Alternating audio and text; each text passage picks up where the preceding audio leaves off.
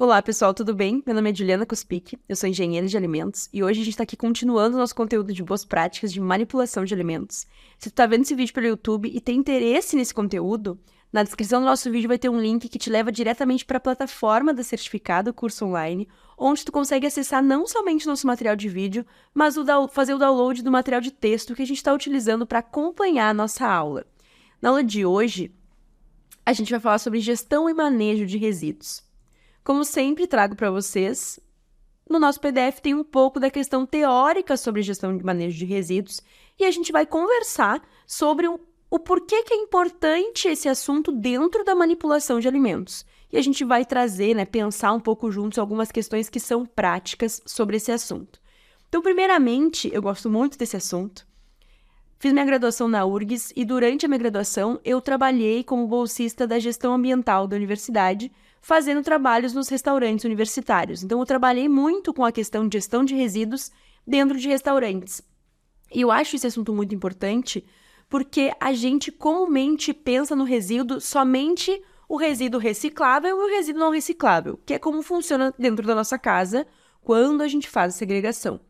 Mas dentro de um restaurante ou dentro de um serviço de alimentação, existem outros diversos resíduos. E a gente precisa pensar no manejo desse resíduo e para onde que esse resíduo vai, porque isso vai ser importante para saber como que a gente vai fazer a separação desse resíduo. Então, a gente vai pensar um pouco, trouxe para vocês algumas questões, pensar na legislação também.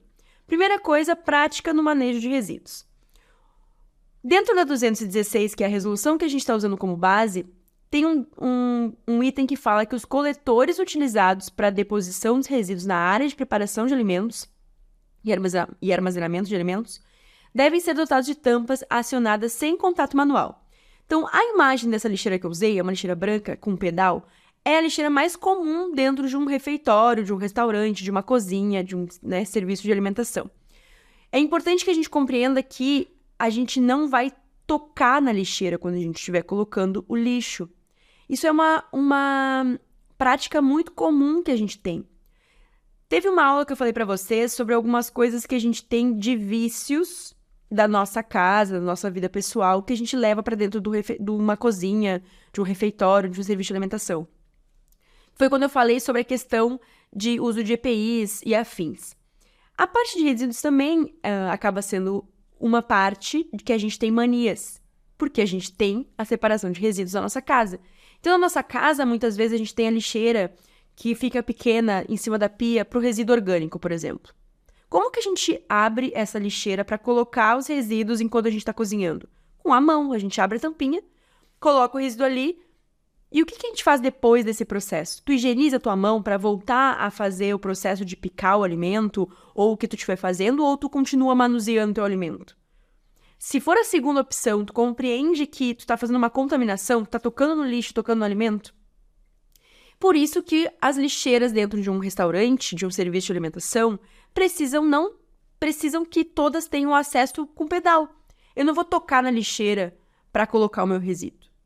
Então, é muito importante que a gente observe dentro do restaurante, do serviço de alimentação, se as lixeiras elas estão funcionando.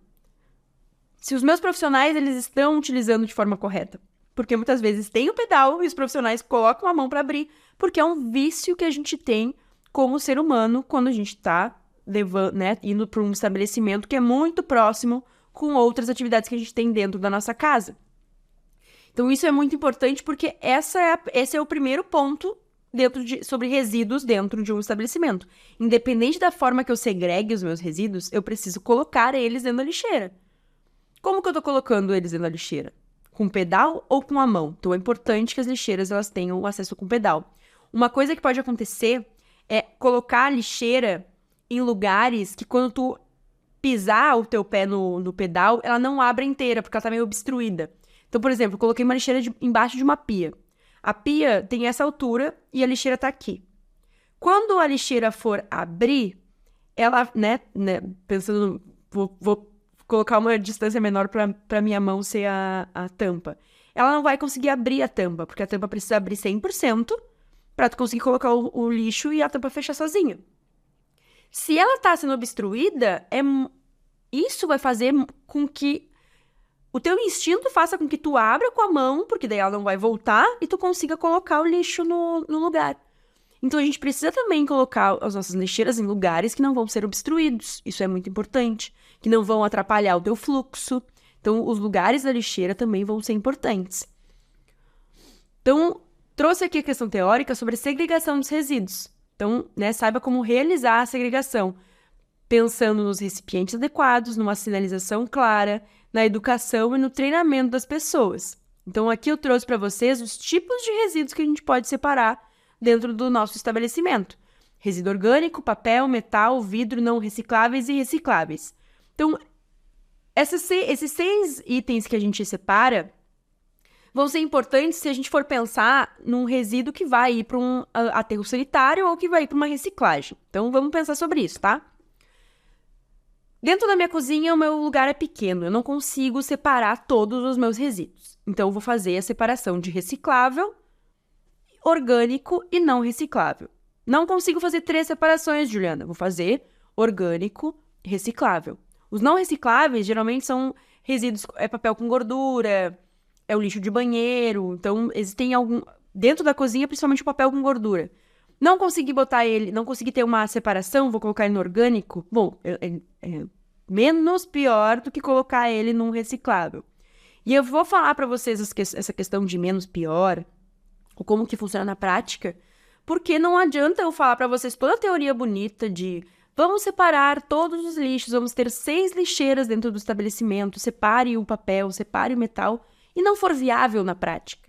Então, a gente precisa pensar em como, na prática, dentro do nosso estabelecimento, a gente vai conseguir fazer essa segregação. Se tu só conseguir ter 2 lixeiras, que é reciclável e não reciclável, já funciona.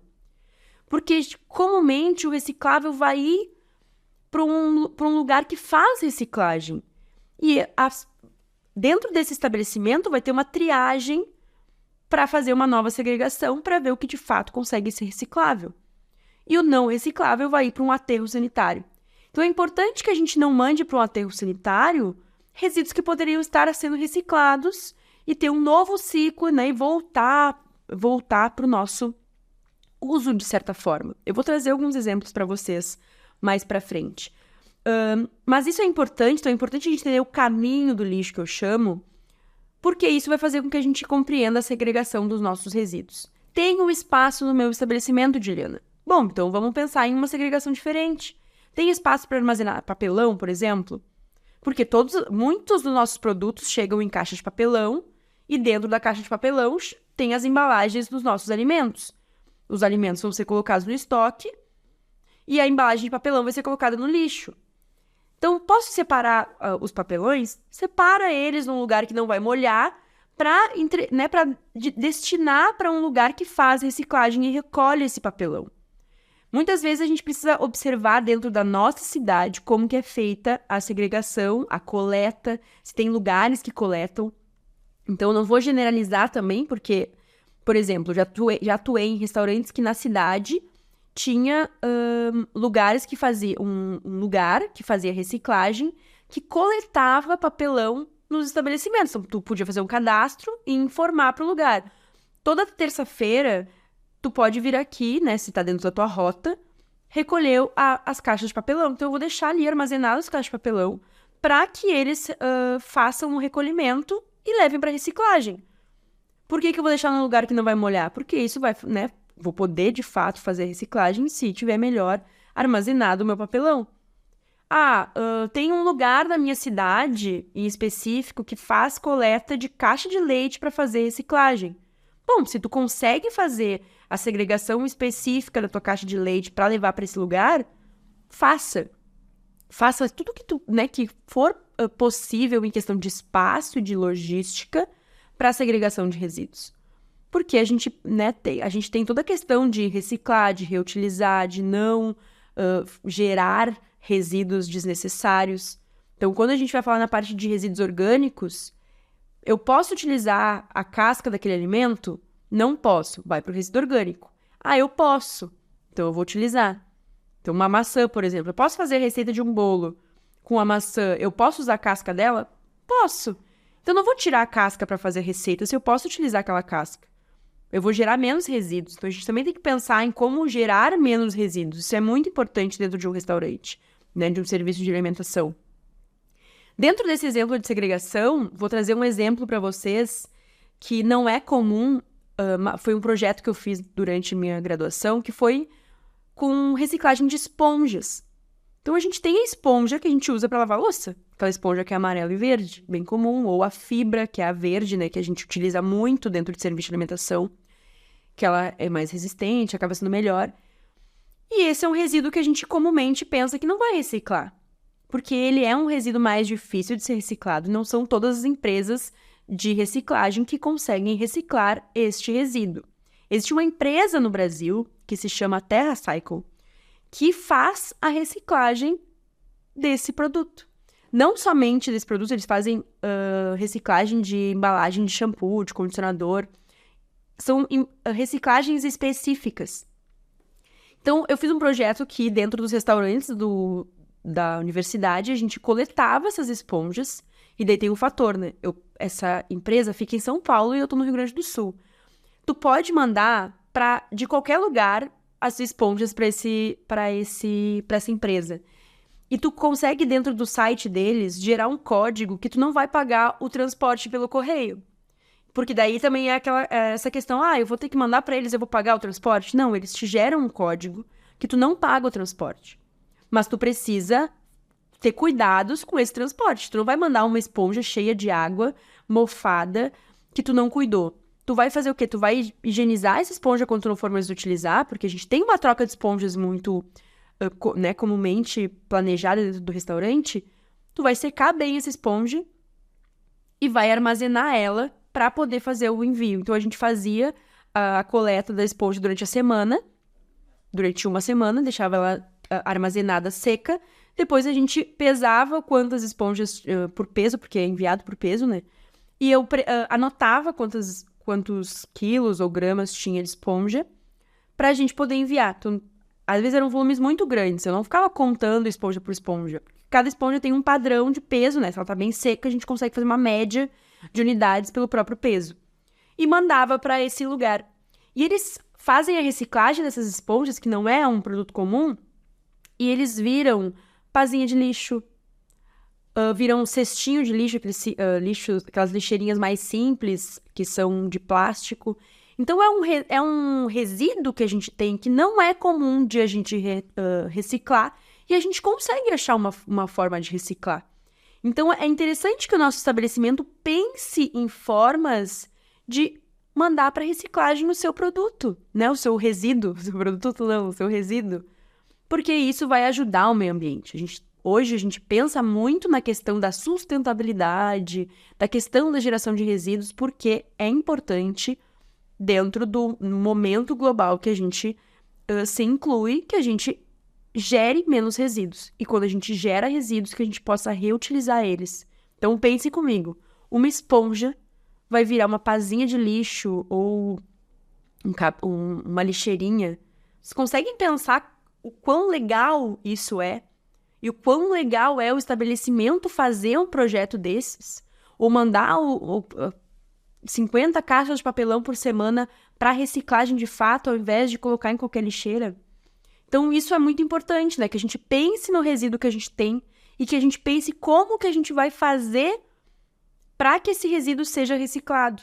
Tem uma outra coisa que eu gosto muito de fazer, e eu vou dar essa dica para vocês, eu faço na minha casa, por exemplo, é a questão de caixas de leite ou de um pote de iogurte, enfim. Dentro da minha casa, obviamente, eu vou dar a dica de como a gente faz em casa e a gente tem que pensar como que a gente faz isso dentro do nosso estabelecimento também, né? Dependendo muito da dimensão que a gente tem. Se eu for mandar uma caixa de leite para reciclagem, a gente tem que pensar quanto tempo vai demorar para chegar na reciclagem essa caixa de leite. Pode ser que eu moro num edifício, pode ser que eu coloque o meu lixo reciclável na lixeira reciclável e da lixeira ela vai para a casinha do lixo, né, que eu chamo, que é um estabelecimento separado que acumula e daí vai para a coleta seletiva. Porque a coleta seletiva não passa todos os dias, ela passa 2 vezes por semana na nossa rua. Então, pode ser que demore uns 4 dias para ser recolhido esse lixo. Daí, ele vai ir para um galpão de reciclagem, vai demorar mais alguns dias para passar por uma triagem e ser reciclado. Se tiver um dia muito quente, vocês conseguem pensar comigo que se tem resíduo de leite dentro da caixa, mesmo que eu tenha tomado todo o leite, algum resíduo na superfície vai ficar. E pode ser que esse leite azede porque ele ficou nesse calor, nesse processo até chegar para reciclagem. Então, comumente, eu passo uma água dentro da caixa, né? Dou uma sacudida ali na caixa e boto fora essa água, porque eu consigo dar uma limpadinha na caixa. Quando eu uso pote de requeijão, eu deixo ele dentro da pia, e enquanto eu lavo a minha louça, eu já lavo aquele pote e coloco no lixo. Porque são formas de a gente mandar esse lixo para reciclagem e ele de fato ser reciclado, porque ele não tá com um leite azedo ou um requeijão que azedou e criou mofo, que vai dificultar o processo da reciclagem.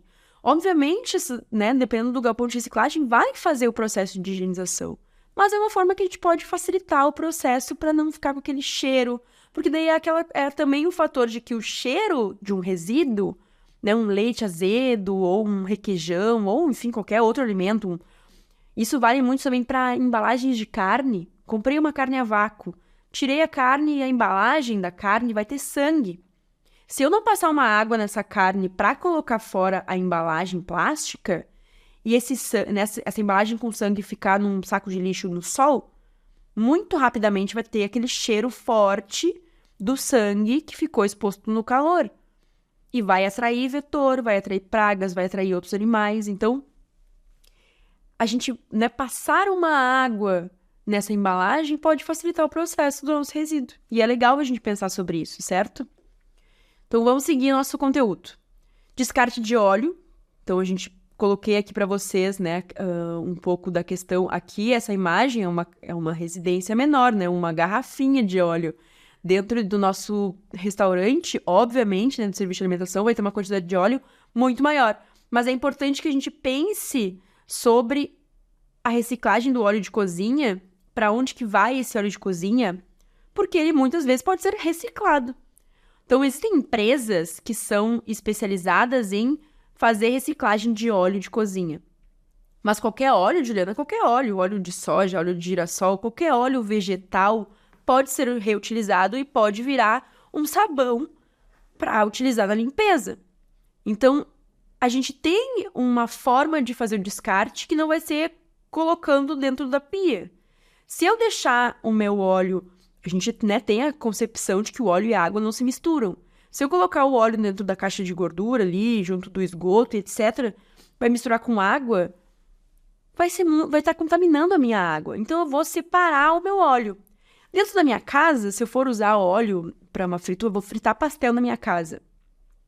Eu vou fritar numa panela pequena, um meio litro de óleo, talvez, que vai aí, né? Enquanto eu vou fritando, vai diminuir a quantidade. Eu vou fazer o quê? Eu vou colocar num pote de vidro e vou buscar um lugar. Eu, particularmente, a Juliana, eu sei que tem em uma das feiras de rua que tem perto da minha casa, a feira que tem no sábado, tem uma mulher que ela faz reciclagem desse óleo, ela vende o sabão nessa feira. Então, eu sei que eu posso levar o meu óleo para ela, porque ela super recebe esse óleo e faz esse processo. Então, se eu, pessoa física, estou fazendo isso, eu posso buscar um lugar, né, na internet mesmo, colocar no Google ali, lugares na minha cidade X que fazem recolhimento de óleo e posso fazer o descarte correto desse óleo. Se eu, pessoa jurídica, né, do meu serviço de alimentação, tenho óleo, então tem uma fritadeira, frito pastel, frito batata frita no almoço, tem uma fritadeira maior e uma quantidade de óleo maior para fazer o descarte, porque daí tem toda a questão de que o óleo vai saturar, eu vou ter que fazer filtragem, eu vou ter que fazer a troca do óleo, vão ter resíduos de óleo. Como que a gente faz isso comumente? Uma empresa terceirizada, especializada nessa coleta. Muitas vezes essas empresas pagam por esse óleo. Muitas vezes eu acho que 100% das empresas. Elas vão te pagar por esse óleo, pelo litro do óleo. Então, tu vai fazer o quê? Normalmente, esses estabelecimentos têm um galão azul, que normalmente são aqueles galões bem altos, que vão colocando o óleo ali dentro, acumulando óleo. Então, uma vez a cada mês, uma vez a cada 15 dias, depende da quantidade que tu usa de óleo no teu estabelecimento. Essa empresa pode ir no teu serviço de alimentação e fazer a coleta desse óleo. Se tu contratou a empresa, né, para fazer essa coleta, eles mesmos vão ter esse galão azul para armazenamento. Eles vão recolher um e vão deixar um vazio para tu colocar esse óleo que está sendo usado. E daí, muitas vezes, isso até pode gerar uma renda para a empresa. Ah, Juliana, mas é R$1.000 de óleo que retorna? Que bom que está retornando alguma coisa. E ainda está reciclando esse óleo para fazer virar sabão. Então, isso é super legal de pensar também. Então, a gente pode ver a empresa que coleta esponja, a gente pode ver a empresa que coleta papelão, a gente pode ver a empresa que coleta vidro, a gente pode, né, deixar armazenado, separado um vidro que quebrou. Cuidado, o vidro, não mexa para que ninguém se corte. Chama uma empresa especializada de vidro que vai recolher o vidro, porque o vidro é 100% reciclável. Por que eu vou jogar no lixo comum, onde as pessoas podem se cortar e se machucar fazendo um recolhimento? Vou armazenar de forma correta, vou entregar para uma empresa que faz a reciclagem. Então, o óleo é uma dessas questões, que é super importante. A gente tem que ter todo um cuidado com o nosso óleo durante o nosso processo de manipulação, a gente também tem que ter um cuidado durante o armazenamento. Outro ponto, então, seguindo sobre o nosso óleo, é a caixa de gordura. Todo estabelecimento, a nossa casa também, tem uma caixa de gordura. Então, dentro da 216, está escrito que as caixas de gordura e de esgoto devem possuir dimensão compatível ao volume de resíduos, devendo estar localizada fora da área de preparação e armazenamento de alimentos e apresentar adequado estado de conservação e funcionamento. Então, assim, quando a gente fala sobre caixa de gordura, dentro da nossa casa, eu moro num apartamento, por exemplo. Eu vou ter a caixa de gordura na área que tem a máquina e o tanque, tem uma caixa de gordura ali, que é a caixa que vai da minha pia e da minha máquina de lavar direto para essa caixa, e dessa caixa tem a caixa do prédio. Essa caixa do meu apartamento é minha responsabilidade manter higienizada. Então, volta e meia eu vou ali, eu abro, vejo como é que tem muita gordura. Eu tenho todo um cuidado, né, para não deixar resíduo de alimento na pia, para não deixar gordura cair. Então, eu separo a gordura nos potinhos.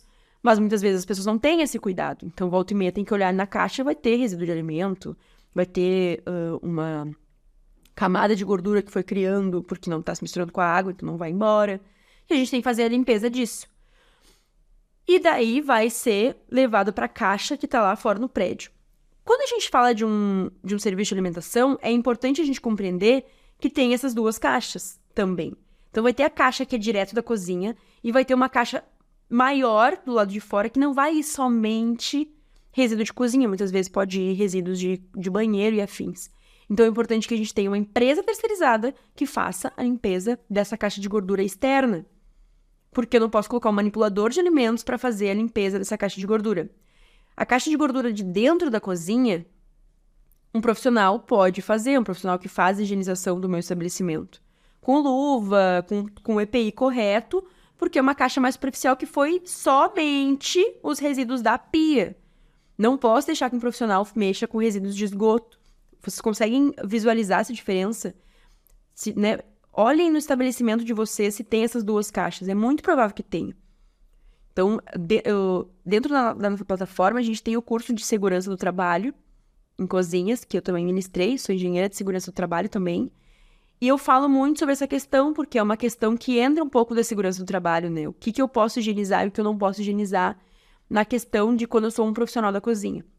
Mas a gente precisa manter essa caixa de gordura higienizada, porque eu preciso, né, não entupir. Imagina se eu nunca limpei essa caixa de gordura, porque eu deixo o alimento ficar caindo o tempo inteiro, eu vou entupir essa caixa e pode ser que ela transborde.